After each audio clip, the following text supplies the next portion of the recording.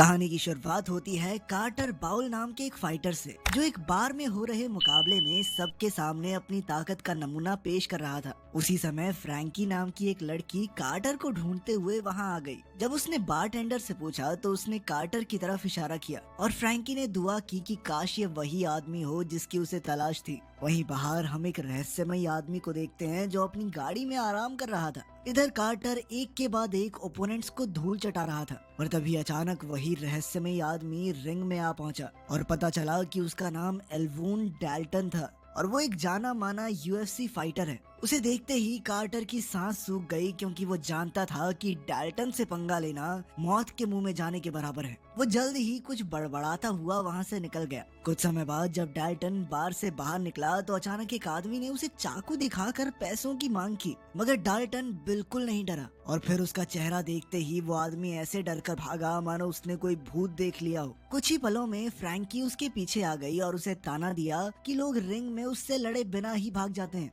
पर डाल्टन ने उस पर ज्यादा ध्यान नहीं दिया और अपने जख्म पर मरहम लगाने लगा। खैर, फ्रैंकी ने उसे अपनी परेशानी के बारे में बताया। असल में उसके रोड हाउस बार में अक्सर लड़ाइयाँ और हाथापाई हो जाती थी और उसके रखे हुए बाउंसर्स उन्हें रोकने में कामयाब नहीं थे। इसीलिए अब वो किसी ताकतवर इंसान की तलाश में थी। इस काम के लिए वो ढेर सारे पैसे देने को तैयार थी। डाल्टन ने उसे कार्टर से बात करने की सलाह दी, पर फ्रैंकी चाहती थी कि डाल्टन उसके ऑफर के बारे में सोचे, इसलिए जाने से पहले उसने डाल्टन को अपना फोन नंबर दिया। बाद में डाल्टन एक गैस स्टेशन पर गाड़ी में सो रहा था तो एक पुलिस वाले ने उसे उठाकर वहां से जाने को कहा, पर जैसे ही वो वहां से निकला तो न जाने उसके मन में क्या आया और वो अपनी गाड़ी सीधा ट्रेन ट्रैक्स के बीचों बीच ले गया। ट्रेन उसकी तरफ तेजी से बढ़ रही थी और फिर ऐन मौके पर उसका इरादा बदल गया और उसने गाड़ी को हटाने की कोशिश की, पर तब तक बहुत देर हो चुकी थी। ऐन वक्त पर ट्रेन ने उसकी गाड़ी का पिछला हिस्सा तोड़ डाला और इस हादसे से उभरने के बाद डाल्टन ने फ्रैंकी के ऑफर के बारे में दोबारा सोचा। अगले दिन वो फ्लोरिडा शहर पहुंचा, जहां थोड़ा ढूंढने के बाद उसे फ्रैंकी के रोड हाउस का बोर्ड दिखा और अंदर जाने के बाद उसकी मुलाकात लॉरा नाम की एक बारटेंडर से हुई। फिर बिली नाम का एक लड़का भी उसे देखकर बहुत खुश हुआ, क्योंकि वो डाल्टन के बारे में पहले से जानता था। अब डाल्टन वहां के माहौल में ढल गया और लॉरा के सामने वहां की खूबसूरती की तारीफ की। और जैसे ही शाम ढली वहां का शांत वातावरण जल्द ही पागल खाने में बदल गया, जहां लोग सब कुछ भुलाकर हाथापाई पर उतर आए और तो और एक बैंड मेंबर भी लड़ाई में कूद पड़ा। इधर बिली ने मामला संभालने की बहुत कोशिश की, पर डाल्टन एकदम शांत रहकर सब कुछ देख रहा था। उसी समय डेल और उसके गुंडे वहां आ पहुंचे, जिससे कई कस्टमर्स डर कर भाग गए। जब बिली भी सबको शांत करने में नाकामयाब रहा तो डाल्टन ने मामला अपने हाथों में लिया। डाल्टन ने डेल को बाहर चलकर बात करने को कहा, पर डेल ने उस पर ध्यान नहीं दिया। तब डाल्टन बिना कुछ कहे सीधा उनकी बाइक्स की ओर चला गया। इधर डेल और उसके गुंडे घबराकर उसके पीछे गए। डेल ने डाल्टन को मुकाबले के लिए ललकारा तो डाल्टन ने उन्हें शांति से निकल जाने का मौका दिया, पर डेल अपनी जिद पर अड़ा हुआ था, जिससे डाल्टन का पारा भी चढ़ गया और उसने डेल और उसके गुंडों पर जबरदस्त हमला बोल दिया। डाल्टन ने एक बार फिर से उन्हें चुपचाप वहां से चले जाने को कहा, लेकिन डेल नहीं माना, जिससे डाल्टन को और गुस्सा आ गया। कुछ ही पलों में उसने सबकी हड्डी पसली एक कर दी और अंत में खुद ही फ्रैंकी की गाड़ी लेकर उन्हें हॉस्पिटल ले गया। जैसे ही वो हॉस्पिटल से निकला तो एली नाम की एक डॉक्टर उसके सामने आई, जो काफी नाराज लग रही थी। वो इस रोजमर्रा की गुंडागर्दी से काफी तंग आ चुकी थी, इसीलिए अब उसने पुलिस को खबर करने का फैसला कर लिया था। मगर ये बात सुनकर डाल्टन थोड़ा हंसने लगा, क्योंकि अगर पुलिस सच में कुछ करना चाहती तो ये सब हो ही ना रहा होता। ये सुनकर एली का गुस्सा भी ठंडा हो गया और उसने डाल्टन के जख्म पर पट्टी की। खैर, जब डाल्टन रोड हाउस वापस पहुंचा तो फ्रैंकी ने उसे उसकी मेहनत के पैसे दिए। बाद में जब डाल्टन सो रहा था तो वो सपने में अपनी पुरानी यूएफसी फाइट्स को देख रहा था। इस नए शहर में गुजरते समय के साथ उसकी दोस्ती चार्ली नाम की एक लड़की से हो गई, जो अपना बुक स्टोर चलाती थी। दरअसल चार्ली की माँ की मौत हो चुकी थी और चार्ली अब उनका बुक स्टोर चलाकर उनका सपना पूरा कर रही थी। वहीं उसके पिता 2 नौकरियां करके अपना और चार्ली का जैसे तैसे गुजारा करते। वहीं दूसरी ओर हम रोई और जॉन नाम के 2 बाइकर्स को देखते हैं, जो अपने बॉस बेन के साथ उसकी शिप में कहीं जा रहे थे। जब बेन को खबर मिली कि डेल और उसके गुंडों को एक नए बाउंसर ने चींटियों की तरह मसल दिया तो वो गुस्से से तिलमिला उठा। अब उसने रोड हाउस को बुरी तरह तबाह करने की ठान ली थी। उधर रोड हाउस में एक बार फिर कुछ लड़कों ने हंगामा करना शुरू कर दिया। डाल्टन ने इस बार बिली को मामला संभालने को कहा। डाल्टन ने उसे एक आदमी से सावधान रहने को कहा, जो अपने साथ चाकू लेकर आया था। तब बिली ने डाल्टन की इंस्ट्रक्शंस के मुताबिक उन गुंडों का मुकाबला किया और जरूरत पड़ने पर डाल्टन ने बीच में आकर उसकी जान बचाई। डाल्टन की कोचिंग की वजह से बिली धीरे धीरे बेहतर हो रहा था, जिसे देखकर लॉरा भी काफी खुश थी। बाद में हम देखते हैं कि डाल्टन रीफ नाम के एक लड़के से बात कर रहा था, तो पता चला कि वो एक बॉक्सर है। तब डाल्टन ने उसे बिली का साथ देने के लिए बुला लिया और फिर रात को बिली और रीफ ने मिलकर रोड हाउस में आने वाले गुंडों से निपटने का जिम्मा संभाला। लेकिन जल्द ही जिम नाम का एक लड़का लॉरा को मुफ्त की शराब के लिए परेशान करने लगा, पर उसी समय डाल्टन वहां आ गया, जिसे देखते ही जिम तुरंत पीछे हट गया। डाल्टन उसे बार से बाहर ले गया तो उसकी नजर डेल और उसके गुंडों पर पड़ी। जाने से पहले उन्होंने कहा कि वो जल्द ही बदला लेने के लिए वापस लौटेंगे। खैर अगली सुबह जब डाल्टन एक रेस्टोरेंट में खाना खा रहा था तो उसे एली दिखाई दी। एली और एक आदमी की थोड़ी बहसबाजी हो गई तो डाल्टन ने उससे पूछा कि यहाँ सब लोग इतने गुस्से में क्यों रहते हैं। एली ने उसे समझाने की कोशिश की, पर जल्द ही वो डाल्टन की आंखों में डूब गई। बाद में डाल्टन फ्रैंकी से मिला तो फ्रैंकी ने उसे अपने मर चुके अंकल की तस्वीर दिखाई। फिर उसने डाल्टन के बढ़िया काम की तारीफ की और उसे पैसे दिए। डाल्टन पैसे लेकर अपनी बोट की ओर निकल पड़ा, पर अचानक वो एक गाड़ी के नीचे कुचले जाने से बाल बाल बचा। असल में डेल उसे मारने के इरादे से वहां आ पहुंचा था। उन दोनों में हाथापाई शुरू हो गई और इसी चक्कर में डाल्टन पुल से सीधा समुद्र में जा गिरा। जैसे तैसे बचकर वो वापस अपनी बोट तक पहुंचा तो डेल हाथ में बंदूक लिए पहले से उसका इंतजार कर रहा था। दोनों में हाथापाई शुरू हो गई, पर डाल्टन डेल पर ज्यादा हावी पड़ रहा था। डाल्टन ने डेल को समझाने की बहुत कोशिश की, पर अचानक समुद्र से एक मगरमच्छ डेल को जिंदा निकल गया। फिर अगले दिन एक मछुआरे ने डाल्टन को बताया कि हो सकता है डेल ड्रग्स की तस्करी के धंधे में हो, जो अगर सच है तो डाल्टन पर बहुत मुसीबत आने वाली है। अब वो जवाब ढूंढने के लिए चार्ली की दुकान पर गया। उसने थोड़ी रिसर्च की, पर उसे ड्रग्स के धंधे के बारे में कोई सुराग नहीं मिला। जैसे ही वो दुकान से निकला तो बेन का भेजा हुआ एक गुंडा डाल्टन के सामने आ गया। वो अपनी बंदूक से डाल्टन को धमकाने आया था, पर डाल्टन ने 1 सेकंड में उसका हाथ मरोड़ दिया। फिर उसने बेन के लिए मैसेज भिजवाया कि गलत आदमी से पंगा ले रहा है, अभी भी हट जा। तभी बेन का एक और गुंडा वहां आया तो डाल्टन ने कह दिया कि अगर तुम्हारे बॉस में दम होना तो आज शाम को रोड हाउस के बाहर मिलेगा मुझे। बाद में जब वो फ्रैंकी के ऑफिस पहुंचा तो उसने पूछा कि डेल इस जगह के पीछे क्यों पड़ा है। इस पर फ्रैंकी ने उसे ज्यादा कुछ नहीं बताया और इस बारे में ज्यादा सोचने से मना कर दिया। अब तो डाल्टन के दिमाग में सवालों की बाढ़ आ चुकी थी। उधर बेन का गुंडा अपना टूटा हुआ हाथ लेकर बेन के पास पहुंचा और उसे अपनी पूरी कहानी सुनाई। इस पर बेन गुस्से से तिलमिला उठा, क्योंकि डाल्टन उसकी आंख का कांटा बन चुका था। उसी समय बेन को जेल से अपने पिता का फोन आया, लेकिन बेन इस वक्त इतने गुस्से में था कि उसने बिना सोचे फोन समुद्र में फेंक दिया। वहीं दूसरी ओर हम नॉक्स नाम के एक आदमी को देखते हैं, जिसकी गर्लफ्रेंड के पति ने उन दोनों को रंगे हाथों पकड़ लिया था और अब वो बिना कपड़ों के सड़क पर घूम रहा था। उसी समय बेन के पिता गैरल्ट ने उसे फोन करके बहुत बड़ी जिम्मेदारी सौंपी। नॉक्स खुशी खुशी काम करने को राजी हो गया और बेन की मुश्किलों को हल करने निकल पड़ा। वहीं दूसरी ओर डाल्टन ने देखा कि एली एक पुलिस बोट में उससे मिलने आई थी, जिसे देखकर वो हैरान रह गया। अब वो डाल्टन को अपने साथ लेकर निकल पड़ी और वो समुद्र के बीचों बीच एक छोटे से आइलैंड पर पहुंचे। वो आराम से कोल्ड ड्रिंक्स पी रहे थे और तब एली ने डाल्टन की पिछली जिंदगी के बारे में जानने की कोशिश की, लेकिन डाल्टन सब कुछ बताने में अब भी हिचकिचा रहा था।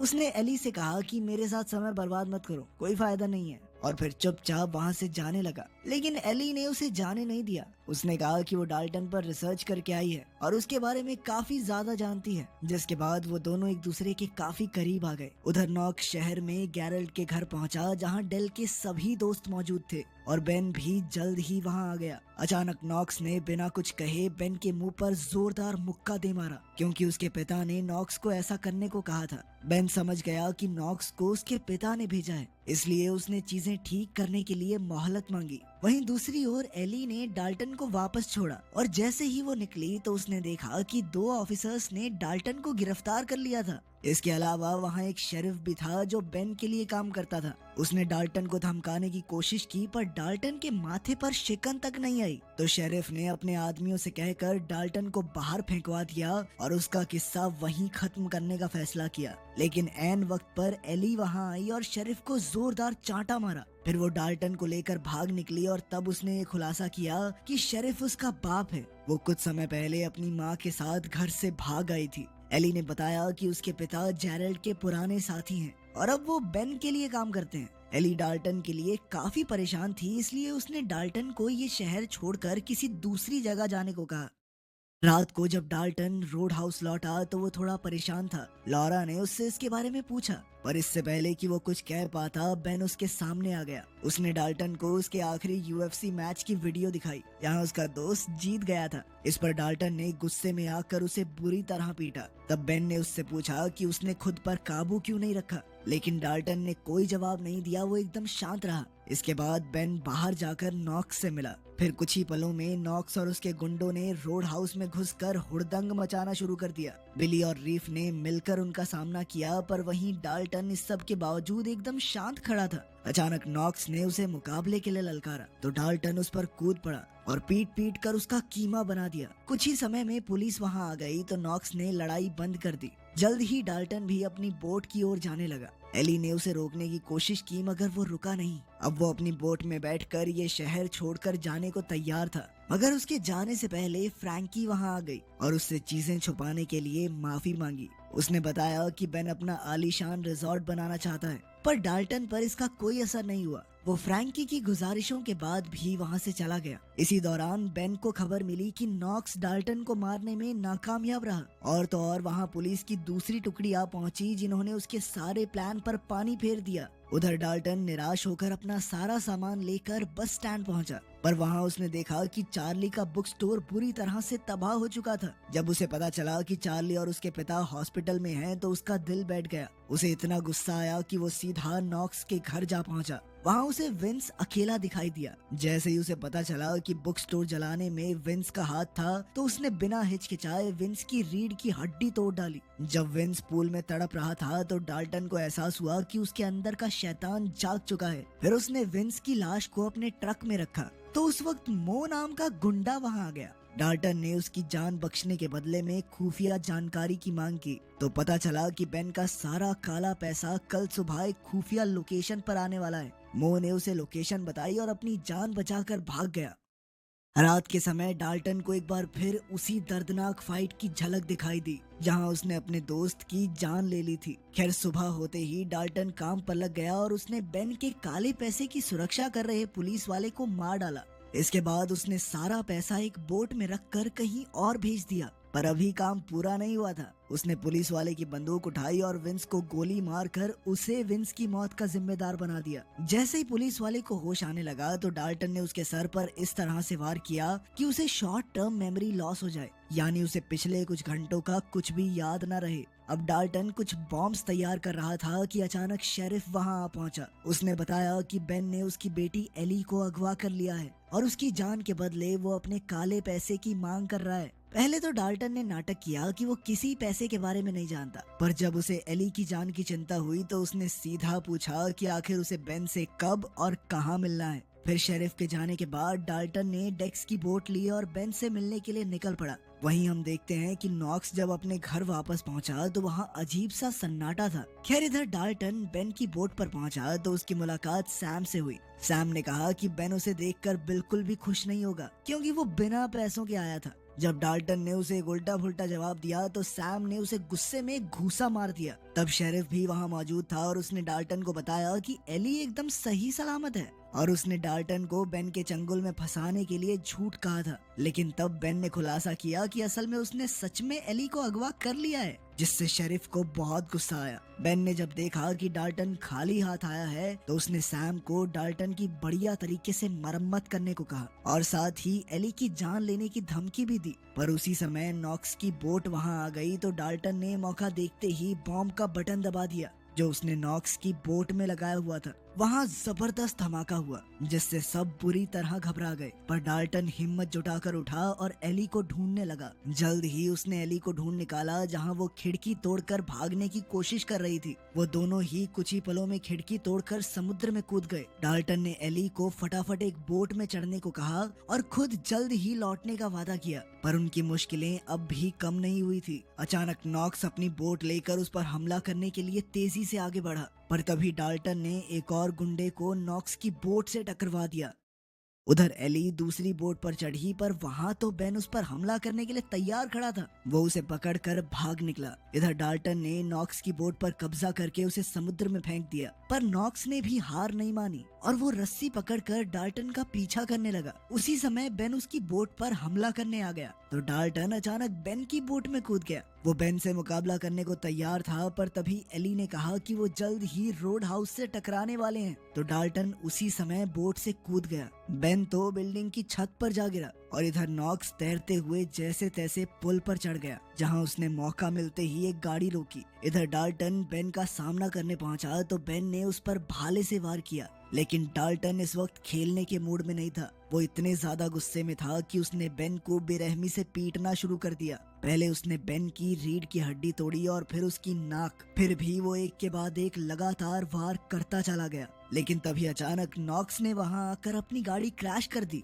और अब उन दोनों के बीच लड़ाई शुरू हो गई। वो दोनों एक से बढ़कर एक थे, पर जल्द ही नॉक्स डाल्टन पर भारी पड़ गया और उसकी किडनी में लकड़ी घोंप दी। नॉक्स उसका काम तमाम करने ही वाला था कि तभी बेन ने बीच में आकर उसे अपना फर्ज निभाने को कहा। नॉक्स ने गुस्से में बेन को भी नहीं बख्शा और फिर डाल्टन की ओर बढ़ा, पर तभी डाल्टन ने हिम्मत दिखाकर लकड़ी के कई टुकड़े नॉक्स के शरीर में घोंप दिए, जिससे नॉक्स की मौके पर ही मौत हो गई। कुछ ही पलों में एली भी अपने पिता के साथ वहां आ गई और तब शेरिफ ने डाल्टन से कहा कि तुम यहाँ से चले जाओ, बाकी सब मैं खुद संभाल लूंगा। कुछ समय बाद फ्रैंकी और उसके साथ ही एक नई शुरुआत के इरादे से रोड हाउस में वापस आए। इसी तरह कुछ दिन बीत गए और अब डाल्टन ने शहर छोड़कर जाने का फैसला किया। चार्ली ने उसे रोकने की कोशिश की, पर डाल्टन को हीरो बनने में कोई दिलचस्पी नहीं थी। इससे पहले कि स्टीवन कुछ कह पाता, डाल्टन अपनी बस में बैठकर जा चुका था। वीडियो पसंद आई तो लाइक कर देना, चैनल को सब्सक्राइब कर लेना। मिलते हैं अगली वीडियो में।